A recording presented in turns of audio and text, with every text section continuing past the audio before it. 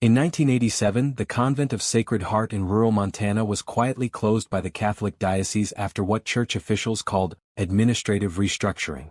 But newly obtained documents from the state archives tell a different story, one of 7 young women who entered those walls seeking spiritual guidance, only to vanish without explanation.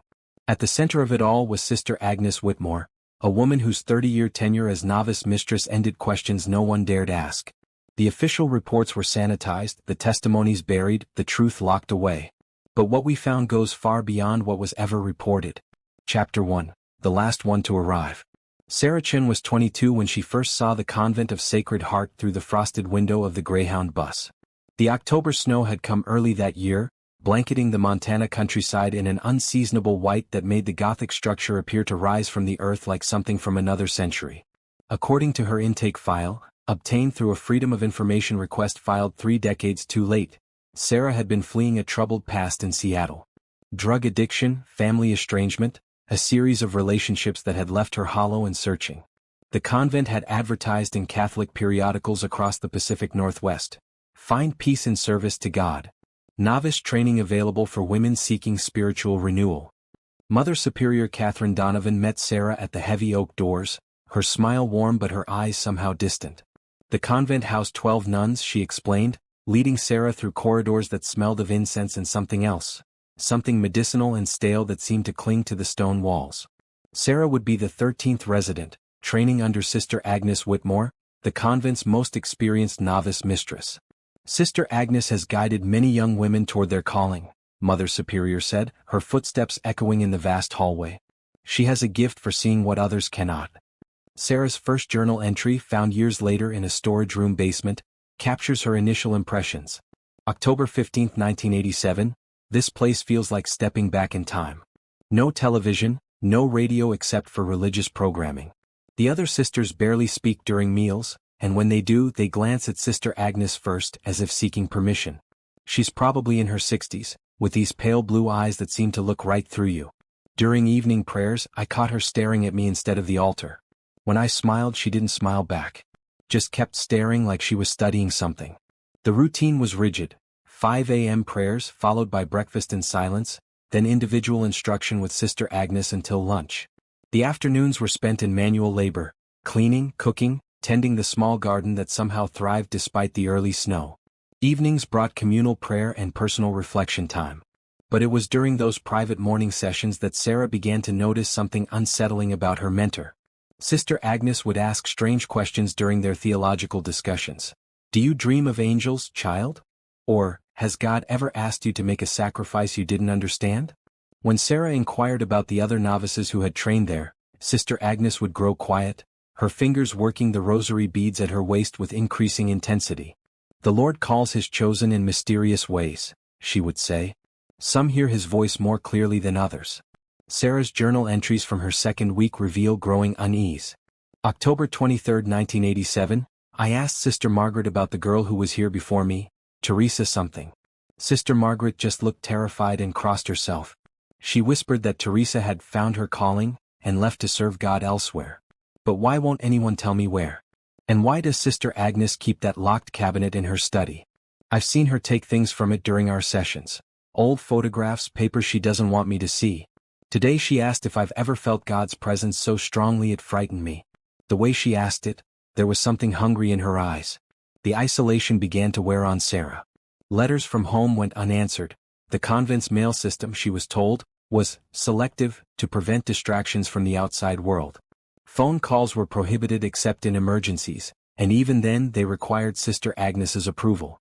As October drew to a close, Sarah noticed that the other nuns seemed to be watching her more intently. Conversations would stop when she entered a room. Sister Benedict, the youngest of the established nuns, would sometimes look at her with what appeared to be pity, quickly averting her eyes when caught. The first snow of November brought with it a change in Sister Agnes's demeanor. She became more intense during their sessions, pressing Sarah about her commitment to religious life, her willingness to surrender completely to God's will. Faith, she would say, gripping Sarah's hands across the small wooden table in her study, requires total submission. Are you prepared for that level of devotion? Sarah's final journal entry, dated November 7, 1987, would be found tucked behind a loose stone in the convent wall. Something is very wrong here. Last night I heard chanting coming from somewhere below the main floor, not the usual evening prayers but something else, something that made my skin crawl. I tried to follow the sound but all the basement doors are locked. Sister Agnes has been asking me about my family, whether anyone would come looking for me if I found my calling in a distant mission. I told her my parents barely speak to me, that I have no siblings. She smiled when I said that, actually smiled. I'm scared. I think I need to leave, but she says tomorrow we'll have a special ceremony, that God has shown her I'm ready for the next level of spiritual commitment. I don't know what that means, but I have a terrible feeling. The entry ends there, the pen trailing off the page as if Sarah had been interrupted. According to the official records, Sarah Chin left the Convent of Sacred Heart on November 8, 1987, to serve at a mission in South America. But when investigators finally looked into her disappearance decades later, no such mission could be found. No forwarding address. No paper trail. Just like the 6 young women who had come before her. Chapter 2, Disappearances in the Dark. The pattern had been there all along, hidden in plain sight within the church's meticulous record-keeping. Every 18 months, like clockwork, a new novice would arrive at the Convent of Sacred Heart. Every 18 months, without fail, that same novice would reportedly receive a calling to serve at remote missions in South America, Africa, or Southeast Asia. The first to disappear was Rebecca Martinez in 1973. Only 19, she had come to the convent after a pregnancy out of wedlock, a scandal in her deeply Catholic family. Her intake photograph shows a young woman with dark, frightened eyes and calloused hands from working her father's farm. According to her file, she was eager to serve God and find redemption for her sins. Rebecca's younger sister, Maria, spent 40 years searching for answers. In a recorded interview conducted shortly before her death in 2013, Maria's voice trembles as she recalls her final conversation with Rebecca. She called me collect from the convent in October of '73. She was crying, said something about not being able to save them all, and that Sister Agnes was asking her to do things that didn't feel right. The line went dead, and when I called back they said Rebecca had already left for missionary work in Bolivia. But I checked. There was no mission in Bolivia that had any record of her. The church's explanation was always the same. Young women finding their calling in the most remote corners of the world, places where communication was limited and documentation sparse. It was the perfect cover, and it worked for over a decade. Detective Ray Kowalski, now retired from the Montana State Police, was the first to notice the pattern when he reviewed missing persons reports in 1988. In a phone interview, his voice carries the weight of regret. 7 young women, all between 18 and 24, all troubled backgrounds, all supposedly sent to missions that couldn't be verified. But by the time I started connecting the dots, the convent had already been closed. The diocese claimed it was due to declining enrollment, but when I pressed for details about the missionary placements, I hit a wall of bureaucracy and sealed records. The dates themselves revealed a disturbing consistency. Each disappearance occurred within a narrow window, always between November 6th and 10th, always during the new moon, always after exactly 18 months of spiritual preparation with Sister Agnes. Jenny Lou arrived in spring of 1975, a former medical student who had suffered a breakdown during her residency. Her parents, both physicians, had hoped the religious life might provide the peace their daughter couldn't find in the secular world. Jenny's medical school transcripts, obtained from the University of Washington, paint a picture of a brilliant but fragile young woman struggling with severe anxiety and depression. Her disappearance followed the same pattern: initial enthusiasm for religious life, growing unease in the months before November, then a sudden calling to serve at a leper colony in the Philippines. Like the others, no such colony had any record of her arrival. By 1980, the pattern was so established that Sister Agnes seemed to have developed a system. Police reports from concerned families all mention the same phrases used by convent officials: God's work takes many forms, and some souls are called to serve in the darkest corners of the world. The families were told that communication would be limited, that their daughters were sacrificing worldly concerns for spiritual service. Father Thomas Brennan, who served as the convent's confessor from 1975 to 1983, broke his silence in a deathbed confession recorded by his nephew in 2009. His voice, weakened by lung cancer, barely rises above a whisper. Agnes came to me in '78, wanted to confess something about the novices. But when I pressed her for details, she just kept saying she was preparing them for their true calling, and that God's plan wasn't always easy to understand. She asked for absolution for actions she hadn't yet taken. I should have pushed harder, should have asked more questions. But she was so certain she was doing God's work, and I was a coward. The most disturbing discovery came from Patricia Hoffman, whose daughter Kelly had disappeared in 1981. Patricia had never stopped searching, and in 2003, she hired a private investigator to examine Kelly's final months at the convent. What they found in Kelly's personal effects, returned to the family after her supposed departure, was a series of letters Kelly had tried to mail but never sent. The letters, hidden in the lining of her suitcase, reveal a terrifying progression. May 1981, Mom, this place is peaceful but strange. The other nuns seem afraid of something, and Sister Agnes keeps asking me about my capacity for sacrifice. She's nice enough, but there's something in her eyes that makes me uncomfortable. August 1981, I've been having nightmares about the basement. I swear I can hear voices down there sometimes, but all the doors are locked. Sister Agnes says I'm being prepared for something special, that God has shown her I have a pure enough soul for His most important work.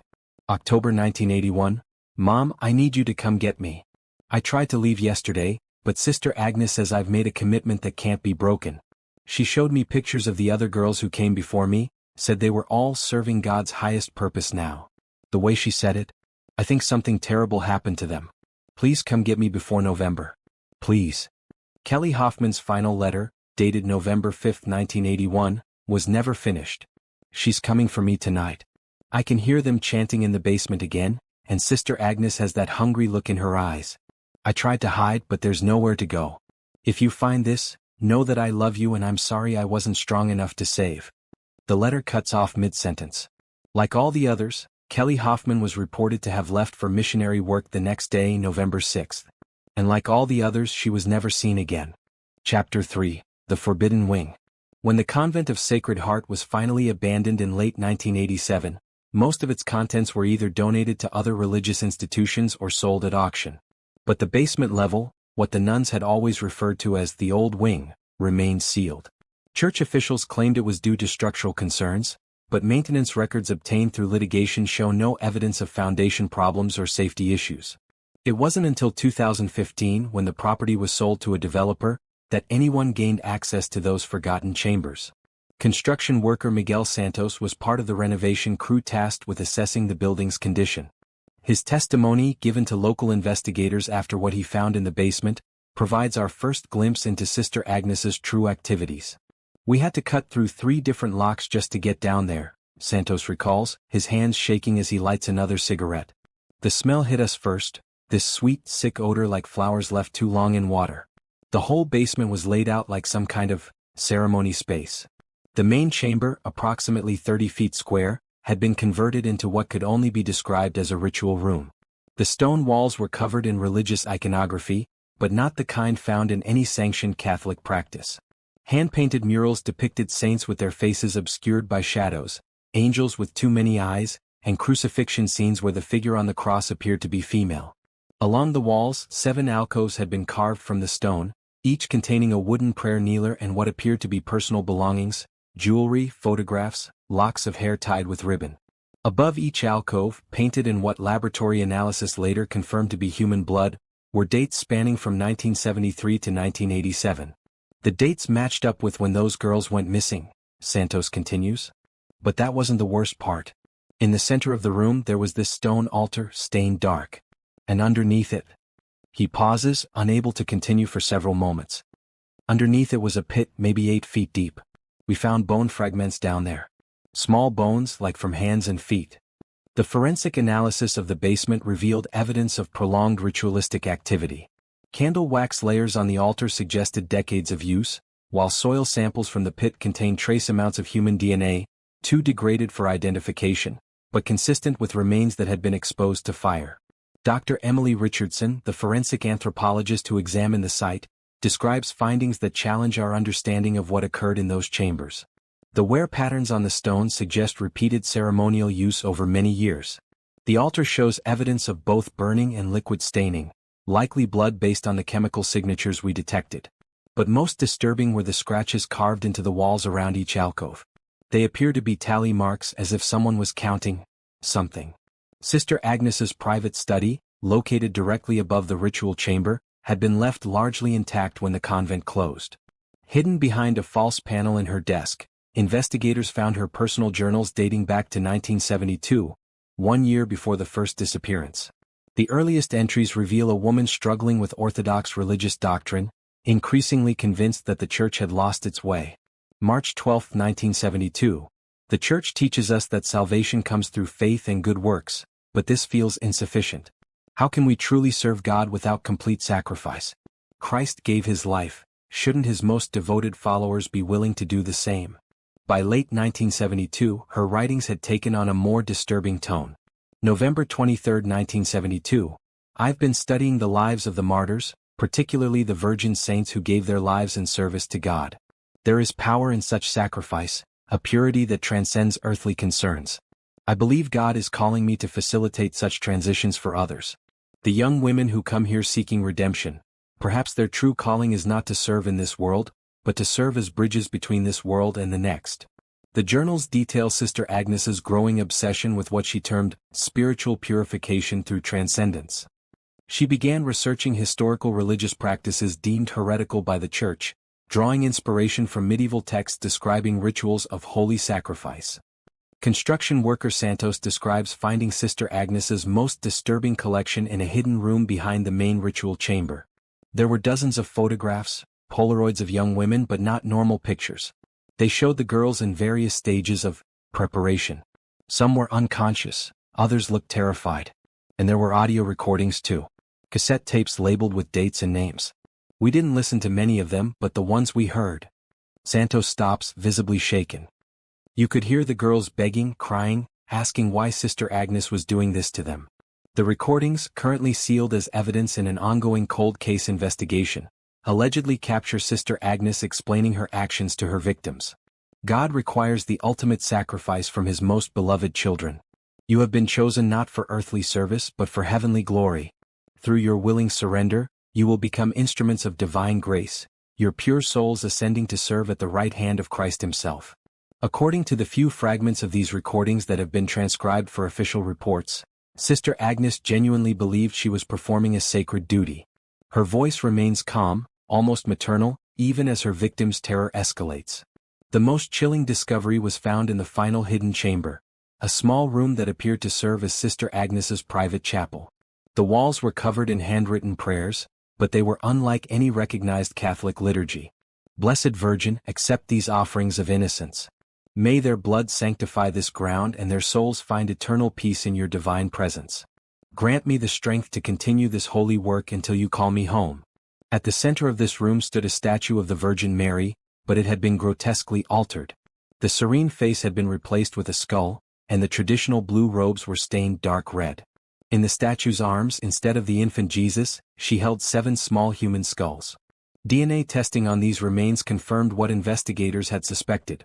They belonged to young women between the ages of 18 and 24, all of whom had died approximately 18 months apart, spanning from 1973 to 1987. The construction crew abandoned the renovation project the day after the discovery. The property remains empty, the basement chambers sealed once again by order of the local sheriff's department.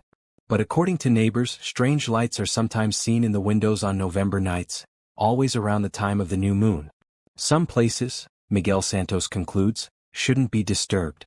That whole building feels wrong, like something evil took root there and never left. I won't go near that place anymore, not even to drive past it. Chapter 4, The Confession of Sister Agnes. You've been very busy, haven't you, Sarah? Very curious. I suppose that's natural. They all become curious eventually. Catherine was the same way right up until the end. I know you found my collection. My shrine to holy work. You probably think me mad, don't you? That's what they all think at first. But madness is just another word for divine vision that mortals cannot comprehend. Let me tell you about my calling, child. My real calling. I was 17 when I first heard the voice. Not God's voice, something older, something that existed before your gentle Christ sanitized the world's understanding of sacrifice. It spoke to me during my first communion, whispering truths about the nature of souls, about how they could be harvested, preserved, made pure through suffering. Long pause, the sound of liquid being poured. The church taught me discipline, gave me access to young women seeking spiritual guidance. But the church is weak, you see. They preach about martyrdom but shy away from its reality. They want the glory of sacrifice without the beautiful agony of it. I've spent 36 years perfecting my understanding. Each girl taught me something new about the process. Jennifer was first, so trusting, so eager to please God. She fought the least. Maria was more difficult, stronger-willed. But the strong ones always yield the most potent results. Do you know what happens to the soul when the body experiences perfect terror? Perfect helplessness? It crystallizes, Sarah. It becomes something that can be captured, contained, cherished. Each of my girls gave me a piece of eternity. The ritual itself is quite simple. 3 months of preparation, isolation, psychological conditioning, the gradual stripping away of hope. Then, on the feast of Saint Benedict, the final ceremony. A good death, as Benedict himself prescribed, but given theological enhancement. The basement chapel you haven't found yet is where the real work happens. Where I commune with each soul as it separates from flesh. Where I preserve their essence in sacred vessels blessed by forces your seminary professors never taught you about. Sound of movement, a door opening. Catherine lasted the longest, nearly 6 hours before her spirit finally broke free. Beautiful girl. Her soul burns like a star in its reliquary now, joining the choir of my blessed collection. But you, Sarah, you might be even more special. Your fear has a particularly pure quality to it. I can smell it on you, taste it in the air when you pass my door. You'll make a magnificent addition to my congregation of the preserved. Footsteps approaching the recording device. The feast of Saint Benedict is tomorrow, child. I've already prepared the ceremonial space, blessed the instruments, composed the prayers that will guide your soul to its eternal purpose. You should feel honored, 17 young women, before you have achieved this state of grace. Don't try to run. The doors have been sealed since you arrived. Don't try to fight, it only makes the process more drawn out. Instead, spend tonight in prayer. Thank God for the privilege of serving something greater than your small mortal existence. Tomorrow you'll understand everything. Tomorrow you'll take your place among my saints. And your screams will become hymns, your terror will become ecstasy, and your soul will burn forever in service to the divine mysteries I've unlocked. Sound of the recording device being handled. Sweet dreams, Sarah. Tomorrow you'll never need to sleep again. Recording ends. Final entry in Sarah Mitchell's journal, found wedged inside the walls of the convent's old furnace room 3 weeks after the fire. March 21, 2003. If anyone finds this, know that I tried to escape. I tried to run. But she was right, the doors were sealed, the windows barred. I'm trapped in this place with a monster who thinks she's doing God's work. I can hear her moving through the corridors, humming that terrible hymn.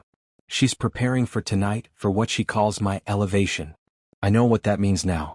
I've seen the room in the basement, the altar stained with the blood of 17 innocent girls. But I won't go quietly like the others. I found the kerosene Agnes uses for the lamps. If I can't escape, I can at least make sure no one else suffers what I'm about to suffer. I can make sure her collection burns with this cursed place. I'm sorry, Mom. I'm sorry I came here. I thought I was following God's will, but I walked straight into hell instead. The fire will cleanse this place. And maybe if there's any justice in heaven, it will set free the souls of all those poor girls Agnes trapped here. I can hear her footsteps on the stairs now. She's coming. God forgive me. God forgive us all. Saint Benedictine's convent burned to the ground on March 21, 2003. Fire investigators found 2 sets of remains in the basement chapel. One identified as Sister Mary Agnes Keller, the other as Sarah Mitchell. The official cause was listed as an electrical fire. The case was quietly closed, and the land was sold to a private developer who built a shopping center on the site. But sometimes, late shift workers at the strip mall report hearing hymns echoing from the old foundation stones. And every March 21, without fail, 17 candles appear on the memorial plaque installed where the convent's altar once stood, lit by unknown hands, burning with flames that never seem to die.